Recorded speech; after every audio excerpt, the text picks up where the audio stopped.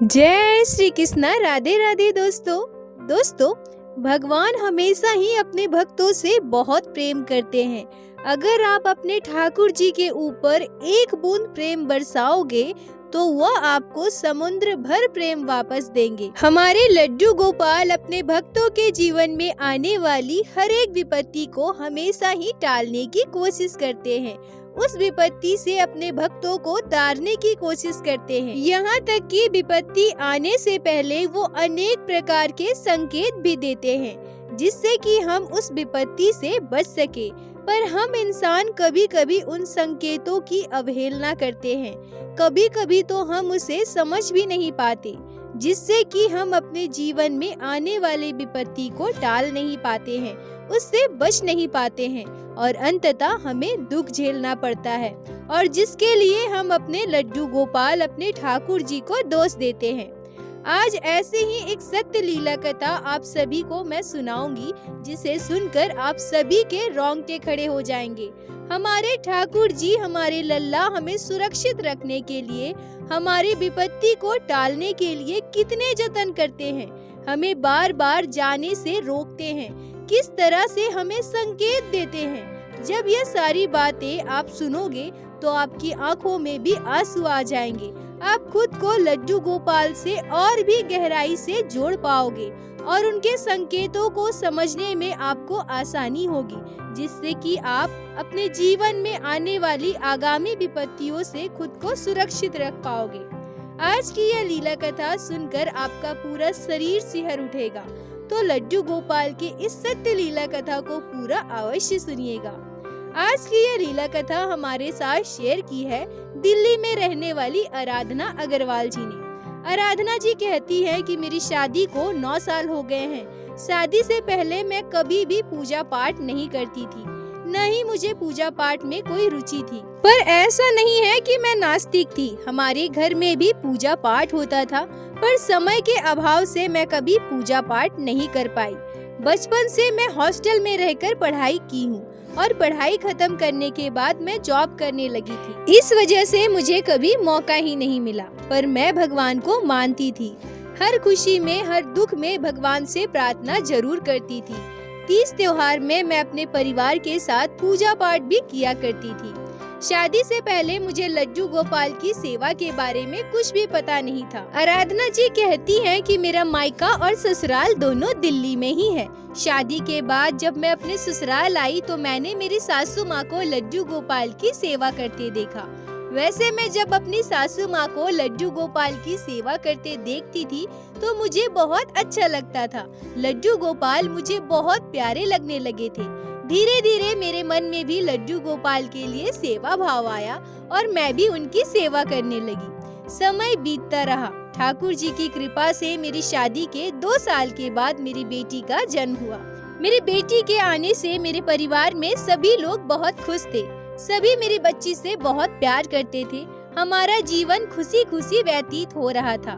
तभी 2022 में कोरोना महामारी आई, जिसने पूरी दुनिया में तबाही मचा दी। साथ ही साथ हमारे परिवार से भी सारी खुशियाँ छीन ली। 2020 नवंबर में मेरी सासू माँ को कोरोना हो गया, जिस वजह से हमें बहुत तकलीफ झेलनी पड़ी, बहुत तकलीफें उठानी पड़ी। उस समय हमारे देश की क्या स्थिति थी यह हम में से किसी से छुपा नहीं है। लगातार लगभग 1 महीने तक इस महामारी को झेलने के बाद मेरी सासू माँ हम सभी को छोड़कर चली गई। मेरे ससुराल में ज्यादा लोग नहीं थे। मेरी सासू माँ, मेरे ससुर जी, मेरे हस्बैंड, मेरी बेटी और मैं। मेरी सासू माँ के जाने के बाद हमें ऐसा लग रहा था कि हमारा पूरा परिवार बिखर गया है।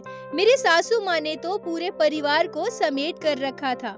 हम सभी को सही गलत बताती थी, हर एक काम में हमारी मदद करती थी, मुझे हर एक छोटे छोटे काम सिखाती रहती थी, हमारा मार्गदर्शन करती थी। उनकी खुद की कोई बेटी नहीं थी, इसलिए वो मुझे बिल्कुल अपने बेटी के समान ही प्यार करती थी। मेरी सासू माँ के जाने के बाद पूरे परिवार की जिम्मेदारी मुझ पर आ गई और परिवार के साथ साथ लड्डू गोपाल की सेवा की जिम्मेदारी भी मुझ पर थी। वैसे तो मैं कई वर्षों से अपने सासू माँ को लड्डू गोपाल की सेवा करते देख रही थी। मुझे लड्डू गोपाल की सेवा की पूरी विधि अच्छे से पता थी। इसलिए मुझे कभी भी उनकी सेवा में कोई दिक्कत नहीं आई। पर अब मेरे लिए दिक्कत की बात यह थी कि मैं कहीं भी जाऊं तो मुझे लड्डू गोपाल की सेवा की चिंता होती थी, क्योंकि अब मेरे परिवार में कोई और महिला नहीं थी जो एक के ना रहने पर दूसरी घर में लड्डू गोपाल की सेवा कर सके। मैं जब अपने मायके जाती थी तब तो लड्डू गोपाल को अपने साथ लेकर जाती थी, पर जब कभी किसी की शादी ब्याह में जाना हो तब मुझे लड्डू गोपाल की सेवा की बहुत चिंता होती थी। इस वजह से कई बार तो मैं कई जगह जा भी नहीं पाई। ऐसे ही दिन बीत रहे थे। धीरे धीरे हर एक काम की मुझे आदत पड़ चुकी थी। हमने जनवरी 2023 में यह निश्चय किया कि हम सभी पिकनिक के लिए बाहर जाएंगे, पर फिर हमारे सामने वही समस्या थी कि हमारे जाने के बाद लड्डू गोपाल की सेवा कौन करेगा, और वहाँ पिकनिक में हम लड्डू गोपाल को अपने साथ लेकर भी नहीं जा सकते, क्योंकि वहाँ घर से बाहर पता नहीं माहौल कैसा होगा, हम अपने लड्डू गोपाल की सेवा ठीक से कर भी पाएंगे या नहीं। इसी बात से हम चिंतित रहने लगे और सोचने लगे कि लड्डू गोपाल की सेवा हम किसे देकर जाएं। तभी मेरे ससुर जी कहते हैं कि परेशान मत हो, मैं तो घर पर ही हूँ ना, और लड्डू गोपाल को भी घर पर ही रहने दो, मैं उनकी सेवा कर लूँगा। आराधना जी कहती है कि मुझे पता था मेरे ससुर जी लड्डू गोपाल की सेवा ठीक से नहीं कर पाएंगे, फिर अगर वो कर भी ले तो उन पर बोझ पड़ जाएगा, क्योंकि आज से पहले उन्होंने कभी भी लड्डू गोपाल की सेवा नहीं की थी। बस वो यह चाहते थे कि हम सभी बाहर अच्छे से घूमने जाएं, इसलिए वो हमें कह रहे थे कि लड्डू गोपाल की सेवा मैं कर लूँगा। मैंने उनसे कहा कि नहीं पापा, अब परेशान मत होइए, हम एक काम करेंगे, हम पास वाले मंदिर में लड्डू गोपाल की सेवा दे देंगे। 5-6 दिनों की तो बात है, फिर हम घर वापस आते ही लड्डू गोपाल को जाकर घर ले आएंगे। मेरे ससुर जी भी मान गए, उन्होंने कहा कि ठीक है, फिर ऐसा ही करना। 2 दिन के बाद हमें पिकनिक के लिए निकलना था। मैं अपने हस्बैंड से कहती हूँ कि मुझे बाहर जाकर कुछ सामान खरीदना है। अब हम अपने जाने की तैयारी में लग चुके थे। मैं अपने हस्बैंड के साथ बाजार जाती हूँ, कुछ जरूरी सामान लेकर घर आई और फिर मैं शाम को पैकिंग शुरू कर दी। उसी रात मेरे साथ एक आश्चर्य करने वाला घटना घटा। रात के लगभग 1:30 बजे हम सभी सो रहे थे, तभी मैं एक रोंगटे खड़े कर देने वाला सपना देखती हूँ। मैं अपने सपने में एक छोटे से बच्चे को देखती हूँ। मैं उस बच्चे का ना ही चेहरा देख पाई, ना ही उसके शरीर का कोई अंग देख पाई। बस मैं यह आभास कर पा रही थी कि कोई छोटा सा बच्चा है। मैं अपने सपने में देखती हूँ कि मैं अपने हस्बैंड के साथ और अपनी बेटी के साथ कहीं बाहर जा रही हूँ। मेरे साथ 2 बड़े-बड़े बैग भी हैं। शाम का समय है, बहुत अंधेरा है, और उसी अंधेरे के बीच वो छोटा सा बच्चा मेरी साड़ी की आंचल को पकड़कर खींच रहा है। वो ऐसा कर रहा है जैसे कोई छोटा बच्चा अपनी माँ को कहीं जाने से रोक रहा हो। मैं बार बार चलते चलते पीछे पलटकर देखती हूँ और वो बच्चा मेरी साड़ी की आंचल को खींच रहा था। तभी मैं उस बच्चे का हाथ छुड़ाने की कोशिश करती हूँ, पर वो बच्चा मेरी साड़ी की आंचल को छोड़ ही नहीं रहा था। इतने में मेरी नींद खुल जाती है और मेरा सपना टूट जाता है। मैं उठकर बैठ जाती हूँ। मेरा पूरा शरीर इतनी ठंडी में भी पसीने से भीग चुका था। मैं बैठे बैठे अपने सपने के बारे में सोचने लगती हूँ। यह कैसा सपना था? वो बच्चा कौन था? मैं कुछ भी समझ नहीं पा रही थी और मैं फिर दोबारा सोने की कोशिश करने लगी, पर उस रात मुझे बेचैनी हो रही थी। मैं दोबारा सो ही नहीं पाई। सुबह के लगभग 3-3:30 बजे मेरी नींद लगी। फिर मैं सुबह उठी। सुबह उठकर प्रतिदिन के अपने नित्य काम में लग गई। अगले दिन हमें घर से निकलना था। आज मुझे अपनी सारी पैकिंग भी पूरी करनी थी, इसलिए मैं दिन में ही अपने सारे पैकिंग खत्म कर लेती हूँ और रात को जब मैं सोई तो मैं दोबारा से वही सपना देखती हूँ। आज यह सपना मुझे सुबह के लगभग 3-3:30 बजे आया था। बिल्कुल वैसा ही सपना जैसा मैंने पहले दिन देखा था। मैंने दूसरे दिन भी वही सपना देखा और उसी तरह से मैं अपनी नींद से जाग गई। मैं अपने सपने का मतलब नहीं समझ पाई। मुझे पता ही नहीं चला कि वो बच्चा कौन है, मुझे कहाँ जाने से रोक रहा है, मेरी साड़ी का पल्लू क्यों खींच रहा है। ये सारी बातें मैं बिल्कुल भी समझ नहीं पाई। अब मैं सुबह उठी, घर के सारे काम काज किए। आज हमारी ट्रेन दोपहर के 3 बजे थी। हम मंदिर में पहले ही जाकर बात कर आए थे कि हम अपने लड्डू गोपाल को कुछ दिनों के लिए मंदिर में छोड़ना चाहते हैं। पंडित जी ने कहा कि ठीक है, आप आकर अपने लड्डू गोपाल को मंदिर में रख जाना। दोपहर का खाना जल्दी खत्म करने के बाद मैं अपने हस्बैंड से कहती हूँ कि चलिए पहले जाकर लड्डू गोपाल को मंदिर में रख आते हैं, और फिर मैं अपने हस्बैंड के साथ लड्डू गोपाल को लेकर मंदिर जाती हूँ। पर ये क्या, वहाँ जाकर हम देखते हैं तो मंदिर के पट बंद थे। हम वहाँ आसपास के लोगों से पूछते हैं तो सब हमें बताते हैं कि दोपहर को भोग लगाने के बाद मंदिर के पट बंद किए जाते हैं और शाम को 4 बजे फिर से खोले जाते हैं। हम लड्डू गोपाल को लेकर फिर घर वापस आए। अब हम दुविधा में थे, लड्डू गोपाल को 4 बजे हम मंदिर रखने कैसे जाएंगे? हमारी ट्रेन तो दोपहर 3 बजे की थी। तभी मेरे ससुर जी कहते हैं कि तुम लोग परेशान मत हो, मैं जाकर लड्डू गोपाल को मंदिर में रखाऊंगा, तुम लोग अपने जाने की तैयारी करो। उसके बाद हम सभी जाने की तैयारी करने लगते हैं। आराधना जी कहती हैं कि तभी हमारे साथ एक आश्चर्य कर देने वाला घटना घटता है, जिसे सुनकर आप सभी हैरान हो जाओगे। तभी मेरे ससुर जी यह कहते हैं कि एक काम करो, मुझे थोड़ा बाहर जाना है, मुझे शायद घर वापस आने में रात के 8-9 बज जाएंगे। तुम लड्डू गोपाल के पास कुछ सूखा प्रसाद रख दो, फिर मैं रात को आकर उन्हें सुला दूंगा। अब तो मैं कल सुबह ही लड्डू गोपाल को मंदिर लेकर जाऊंगा। मैं निकलने से पहले लड्डू गोपाल के लिए एक प्लेट में कुछ ड्राई फ्रूट्स और एक गिलास में पानी ढककर रख देती हूँ और अपने लल्ला से कहती हूँ, हे मेरे लल्ला, हे मेरे लड्डू गोपाल, मेरे प्यारे से लल्ला, हम सभी बाहर घूमने जा रहे हैं और आपके दादाजी भी बाहर जा रहे हैं। उन्हें घर वापस आने में देर रात हो जाएगी। आप भूखे ना रहो, इसलिए मैं यहाँ पर प्रसाद रखती हूँ, आप इन्हें ग्रहण कर लेना। यह कहकर मैं जैसे ही पीछे पलटती हूँ और 4 कदम आगे चलती हूँ कि इतने में लड्डू गोपाल के भोग का प्लेट और पानी का ग्लास पूरा जमीन में गिर जाता है। मैं बिल्कुल चौंक जाती हूँ। अरे, एक साथ दोनों कैसे गिर गया? मैंने तो अच्छे से रखा था, फिर प्रसाद के साथ साथ पानी, दोनों एक साथ कैसे गिर सकते हैं? मेरे मन में इस बात को लेकर जरा सा कुछ अलग आशंका तो हुआ, पर मैंने इसे टालते हुए दोबारा लड्डू गोपाल के लिए प्रसाद और पानी रखा। इस बार फिर से वह प्लेट पानी के साथ नीचे गिर गई। अब तो मैं बिल्कुल समझ नहीं पा रही थी कि ऐसा क्यों हुआ, और इधर हम घर से निकलने में लेट भी हो रहे थे। इसलिए मैंने अब प्लेट में प्रसाद ना रख के पूरा का पूरा डब्बा ही लड्डू गोपाल के पास उतार दिया और उनसे कहा कि हे गोपाल, इस डब्बे में भोग है, आपको जब भूख लगे तो आप निकाल कर ग्रहण कर लेना। और मैंने एक बड़े से लोटे में पानी रख दिया ताकि पानी न गिर सके। फिर हम सभी स्टेशन के लिए निकलने लगे। तभी हमारे साथ एक और घटना घटता है। मेरी बेटी की फ्रॉक में लगा हुआ एक फीता दरवाजे में फंस जाता है, जो कि बिल्कुल निकल ही नहीं रहा था। हम उसे छुड़ाने की बहुत कोशिश करते हैं, पर वो फीता दरवाजे में पूरी तरह से फंस चुका था। तभी मेरे हस्बैंड कहते हैं कि इतना सब छोड़ो, एक काम करो, जाकर कैंची लेकर आओ और इसे काट दो। फिर मैं कैंची लेने चली जाती हूँ और कैंची लाकर उसे काट देती हूँ। तभी मैं अपने लड्डू गोपाल की तरफ देखती हूँ और गुस्से में मन ही मन उनसे कहती हूँ कि ये क्या गोपाल, कहीं हम आपको लेकर नहीं जा रहे हैं, इसलिए तो बार बार आप ये सब नहीं कर रहे हैं ना। अब हम स्टेशन के लिए निकलने लगते हैं। तभी मेरे हस्बैंड के एक दोस्त आते हैं। पता नहीं उनके बीच में क्या बात होती है।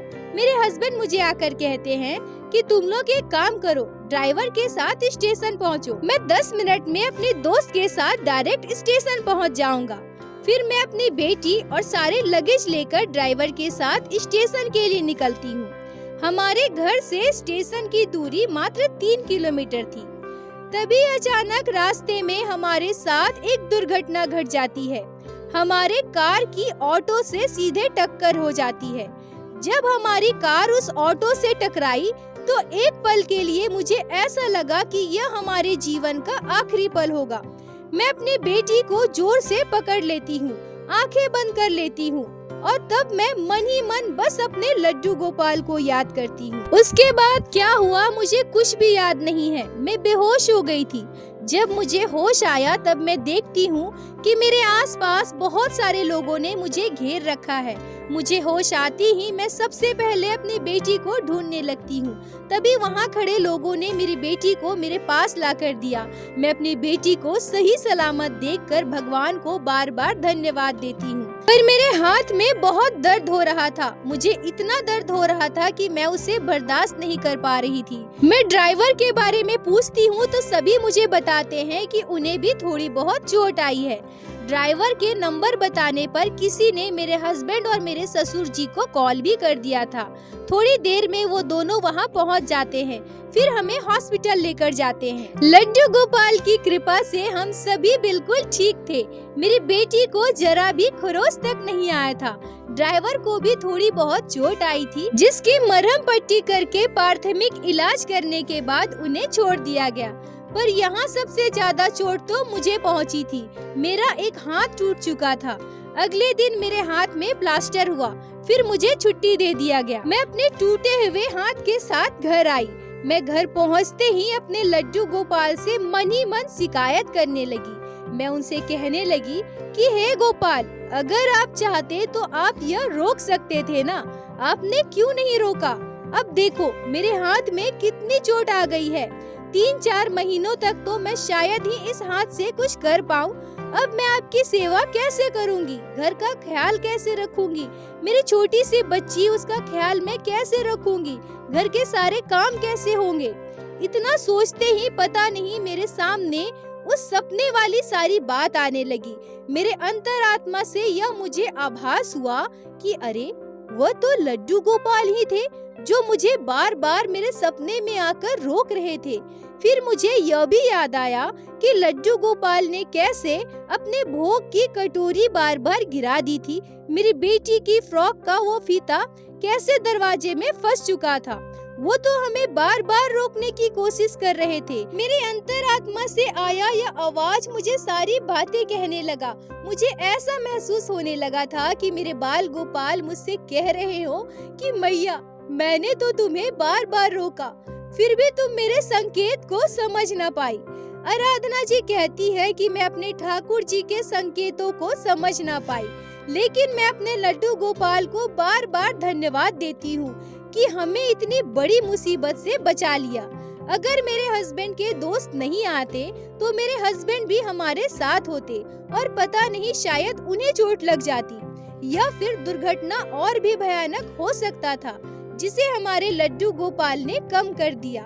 यह हमारे बाल गोपाल की ही कृपा है जो आज हम सभी सुरक्षित हैं। दोस्तों, हमारे लड्डू गोपाल कई बार हमें कई संकेत देते हैं और ऐसा भी होता है कि हमारे घर पे विराजित हमारे लड्डू गोपाल हमें प्रभु हमारे जीवन में आने वाली मुसीबतों से बचाने के लिए छोटे मोटे दुख भी देते हैं, कई बार छोटी छोटी बाधाएं भी देते हैं। पर हम जैसे नासमझ इंसान अपने ठाकुर जी के संकेत को समझ नहीं पाते, या फिर कई बार ऐसा होता है कि हम उसे समझकर भी नासमझी करते हैं। हम उसे समझना ही नहीं चाहते। हमें लगता है कि हमें इसमें खुशी मिल रही है तो हमें यह चीज जरूर करनी चाहिए, पर असल में वो चीजें करते हुए हमारे साथ कई तरह की दुर्घटनाएं घट जाती है। इसलिए हम इंसानों को, हम भक्तों को हमेशा सचेत रहने की आवश्यकता है। ठाकुर जी के छोटे छोटे संकेतों को समझने की कोशिश करनी चाहिए। अपने हर एक काम को प्रारंभ करने से पहले अपने लड्डू गोपाल के आगे समर्पित होकर उनसे कहना चाहिए कि हे मेरे प्रभु, हे मेरे गोपाल, मैं यह काम करने जा रही हूँ या करने जा रहा हूँ, कृपया मेरा मार्गदर्शन करे। अगर यह हमारे लिए सही नहीं है तो हमारे मन को परिवर्तित कर दीजिए, और अगर यह हमारे लिए सही है तो हमें आगे जाने की प्रेरणा दीजिए। आराधना जी, आपका बहुत बहुत धन्यवाद जो आपने लड्डू गोपाल की इस अद्भुत लीला कथा को हमारे साथ शेयर की, जिसको मैं हमारे चैनल के माध्यम से बाकी सारे भक्तों तक पहुंचा सकी। अपना साथ और प्यार ऐसे ही बनाए रखें। दोस्तों, आराधना जी के जीवन में जो यह घटना घटी है, जिस तरह से उन्हें बार बार संकेत मिले हैं, मुझे तो यह पूर्ण विश्वास है कि ये सभी लड्डू गोपाल के ही संकेत थे जो उन्हें जाने से रोकना चाहते थे। जिससे उनके जीवन में यह दुख न आए और इस घटना को टाला जा सके। इस पर आपके क्या विचार है, आप कमेंट में जरूर बताएं और एक बार मेरे साथ प्रेम से कहिए, बोलो बाके बिहारी लाल की जय, लड्डू गोपाल की जय, जय जय श्री राधे। दोस्तों, यदि आप लोगों को आज की यह लीला कथा अच्छी लगी हो, आपके हृदय को स्पर्श की हो, तो कृपया वीडियो को लाइक करके अपने दोस्तों के साथ शेयर अवश्य करें, जिससे बाकी भक्त भी लड्डू गोपाल के इस अद्भुत लीला कथा को श्रवण कर सके। और हमारे चैनल को सब्सक्राइब करें, जिससे प्रतिदिन आप लोग हमारे चैनल पे श्री बाके बिहारी श्री लड्डू गोपाल की लीला कथा सुन सके।